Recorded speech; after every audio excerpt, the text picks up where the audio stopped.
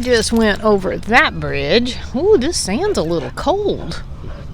Got my Crocs on because, you know, I'm at the beach.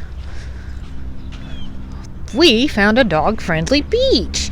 This one is called Front Beach in Ocean Springs in the Biloxi area-ish, I guess. So I found this because most of these beaches along here are not dog friendly. Like Jesse said earlier, or on our last video, they're not dog friendly. And even though some people take their dogs anyway. But yeah, so I found this on Bring Fido, I think was the website, right? I think that's the one I used.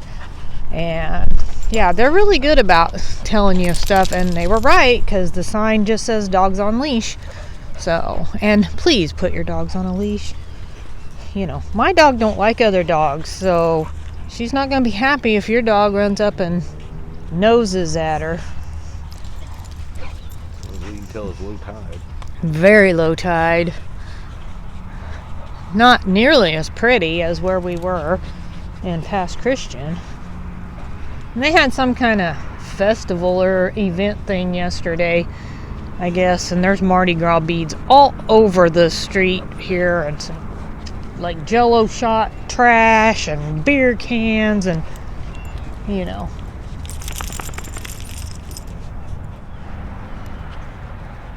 There's some of the houses just across the road. That one's not quite built yet, is it?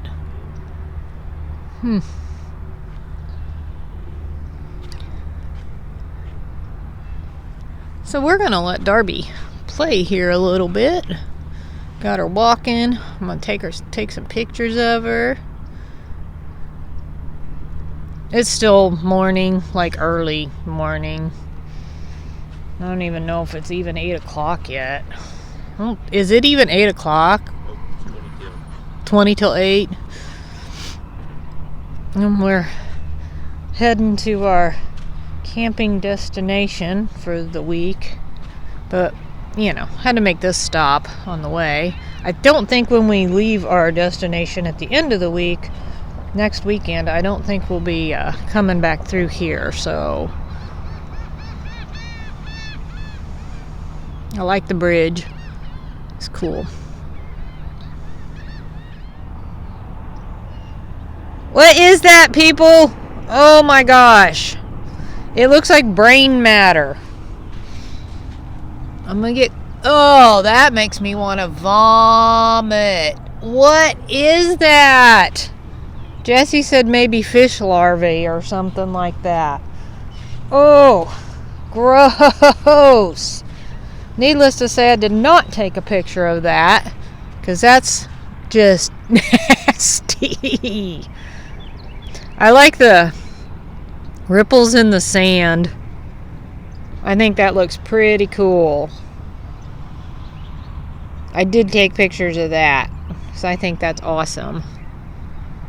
I'm really hoping that all my pictures come out. They'll all end up probably on our Instagram at some point, so if you want to see the pictures I take, jump over there and check all those out. Follow us. It's Happy Place Camping on Instagram. We have a Twitter too, if you want to join the Twitter. I don't post as much over there, really. Not like pictures and stuff. There's another dog walking this way. We're going to have to probably go back the other direction.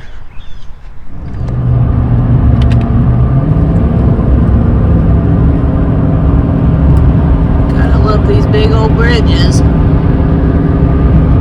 They're building ships. Oh wow, there's some really old looking ones in there or something. Wow. That's kind of cool. Mile, side right toward Pascagoula Street. Signs for Pascagoula Street, South Magnolia Street. Okay, lady.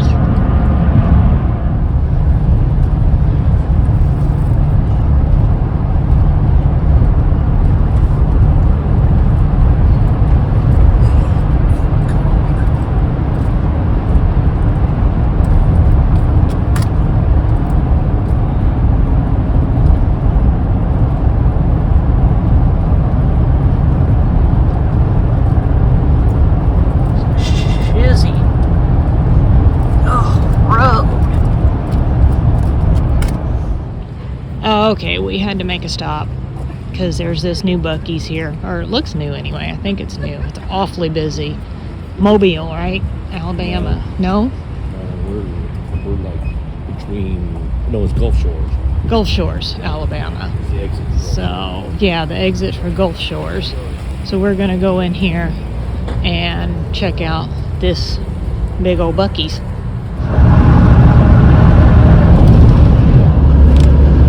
Well, we were going to go to the Whataburger. I tried. They were packed. We don't like to wait for food. So we went to Burger King. We're on our way.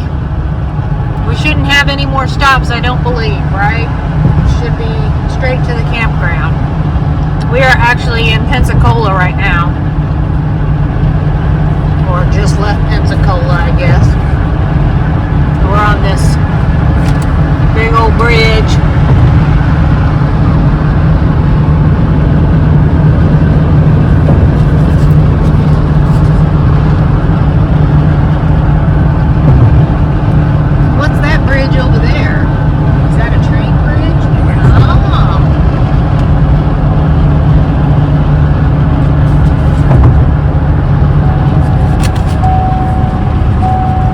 Fries. Excellent.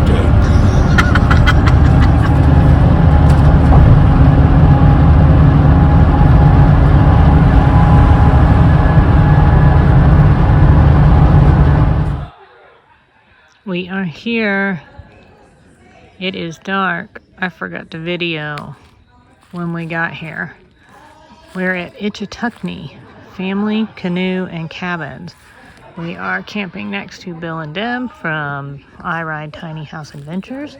And this is the Rendezvous. And there are tons of cargo builds here. So we might have to catch up and see some of these builds while we're here. Everybody's camping around the campfire right now and telling some stories. And we got stuff we're going to be doing all week. We're not just going to be hanging out here. So you're just going to have to stay tuned, and I'll show you the campground better when it's daylight. Who instigated that deal? When did he? It was him. That's right. Often he said, no. And made it into a small camper. And so we did that for a few years. And then we had grandkids and decided to go to a 14-footer. And so we built the 14-footer.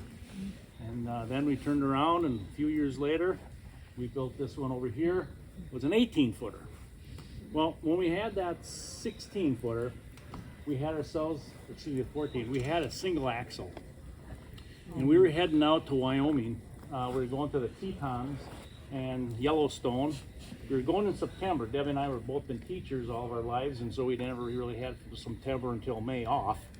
And so I said, well, let's go out west, wherein we're bound to be able to get into the Yellowstone without, all kinds of tourists. Well, that was a mistake. That's the ridiculous time. But we were going through Wyoming, going 55, 60 miles an hour, and there was just nobody what highway we were on. We never saw anybody.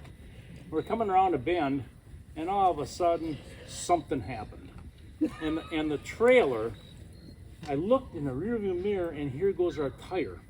Oh! So this single axle trailer on the driver's side flew off of there and on the curve, and I was able to pull over without having an accident. So we get out, it's raining, that's the only time it was raining on our trip, and it's raining, and I says, we looked at the problem, and of course the axle was on the pavement, and the rear back of the trailer was also sort of on the pavement. I think it was saved by our rear jack, corner jack. So I says, well, let's find the tire. So we're walking up and down this road. This is a 6-wire fence, and we can't find the tire. And I says, well, I don't know, maybe it's on the other side of this. She says, there's signs.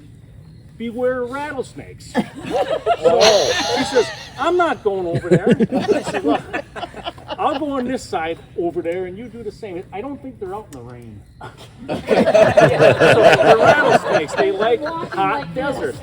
So she goes across the fence and this fence is so tight, you can hardly move the wires to get her to the other side of the fence.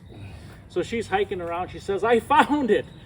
God, she was here from here to the road almost the way. It went that far. It actually jumped the 6-wire fence, which had to be like, hey, this high. And it just rolled and rolled and rolled and rolled. And she found it and rolled it back. Anyways, we're sitting there in the rain, and we put the tire. Cell service. There's no cell phone Of course service. not. And we're looking at each other in a car, and I'm going, and we're just in shock. Imagine yourself what you would be thinking right now. Yeah. There's nobody coming. You got no tire, and then the lugs were gone too. So when we finally found the parts, the rim, if it was a 3/4 diameter hole, it's probably like 1.25 inches now. Oh yeah. And so what happened, this is a learning lesson for y'all, is that we had the aluminum lugs that you can't see if the threads are sticking out of the bolts on most, which is probably on that one right there. That truck right there has got the kind of nuts on it that was on our trailer. All those decorative. And so you can never tell if those things are tight or not. Yep. You have to make sure that you check those tire lugs nuts often, because here's what happened. So we're sitting there, I got out and I started collecting what I could of the steel and the frame and the springs, and really I'm just kind of cooling off in the rain. And then a guy comes down the road, and I'm looking at him like this, and I'm kind of going like this, and he pulls over. He gets out, he says, "Wow," that's all I could say is, "Wow, are you in trouble?" I says, "Yeah, you got that right." And he goes, "You getting no cell service, right?" I says, "No, no cell service." He says, "Well, I'm from the town that's up the road," and he says, "The only people that can help you out is Bulls Texaco." And he says, "Right now, Bulls up in the passes up here, taking people, getting people out of the snow, because they had a snowstorm, and a lot of folks don't know how to drive in snow. So he's pulling people out of the snow drifts and things like that." Oh yeah. So he says, "I don't know if anybody's going to get to you. So I'll tell you what I'll do. I'll go to that town, the next town up, and I'll let Bulls know, message. I don't know when they're going to get back to you. You could be here overnight. I don't know." So he starts walking back to his car, and I'm walking back to my vehicle, and here comes another vehicle down the road, and he turns around and looks. He goes, "It's Bulls." He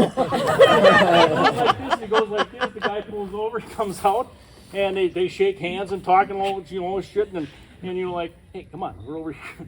So he walks over there, he looks at her situation, he says, "I'll tell you what," he says, "I got a few people will pull out of the pass. I'll come back down here just as soon as I can, and we'll fix you up."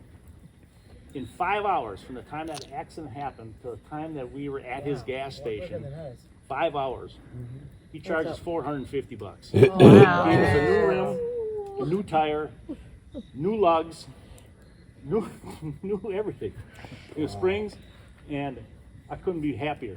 So I turned wood. So I turned him a big bowl for Christmas and sent it to him. Cool. I thought that was pretty cool. But the moral of this really story is make sure you check those nuts often. And now we have a double axle instead of a single axle. Yes, double's best.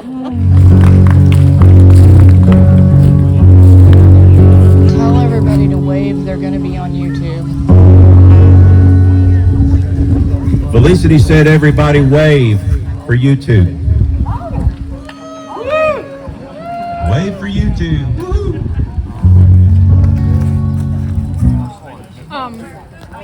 His sister and brother-in-law have a place Weenie roasting night. Rose Lake in Michigan. And they're retired. They go up during the week. But they have the same issue. The trees. The people who have houses on either side of them work, so they only come up on the weekend. Not everyone. We're doing Mardi Gras. Everybody's got beads. Yeah, when we bought that house, we said we were not planning on You know, when they're that far away, they may or may not come over.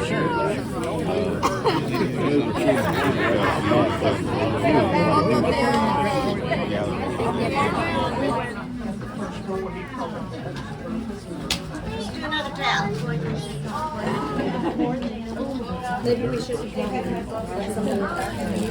I need to win that one. We have two.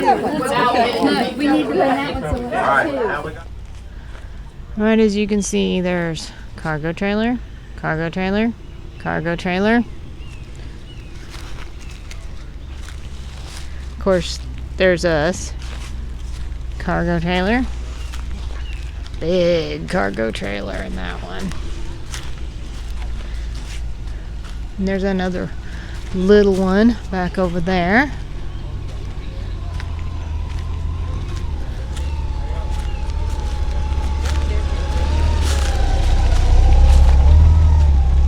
This one right here is really cool.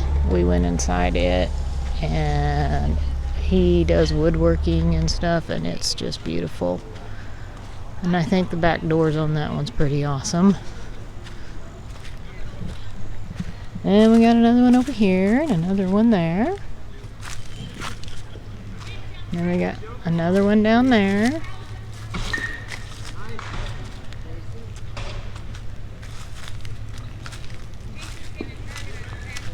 And we'll just cut through here.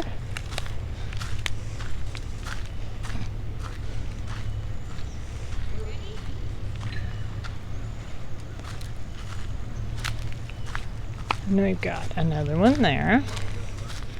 And that one is a van build. And then there's another one just on the other side of the van that is a homemade on a trailer, and it can be taken off. So that's kind of cool too. There's a few people in RVs that are here. We've got some people that are at the other campground just down the road because this one filled up. And it's been fun. We've gotten together every night and doing all kinds of fun stuff. And we have stuff in common with all these people because we all have cargo camper builds. Because it is super fun to build out your own camper. Well, the meetup is over. We're headed, right now we're actually headed back home. It was a week-long meetup, so the little clips here and there, I wasn't going to stick my camera in people's faces all week long. There was lots of, conversating and, gatherings and campfires, and then the little bits that I showed you here and there. Lots of foods. We had a taco night and, then bingo, and the final night I kind of forgot because we were sort of trying to get things ready to head out this morning, and they did movie night, and they did, was that movie called RV? Yeah, and we watched a little bit of it, but I'm not a huge fan of watching movies, but it seemed like it was pretty amusing, but we had other stuff we needed to get done too, and some people we wanted to say bye to and things like that. It was a great meetup. We had a wonderful time. It was so cool that we got to have a meetup with other cargo trailer like-minded peeps, so that was really cool. Everybody was friendly, and we had a great time hanging out with people and getting to know them. And we hope to be able to do it again sometime, but I'm not sure on next locations and dates, and I think they're going to kind of move around, and so I can't even give you any information on that stuff. So if you want information on that stuff, you need to go over to I Ride Tiny House Adventures and subscribe over there and follow along, because Bill and Deb will be announcing where the next meetup will be. And you don't have to have a cargo trailer to come to the meetup.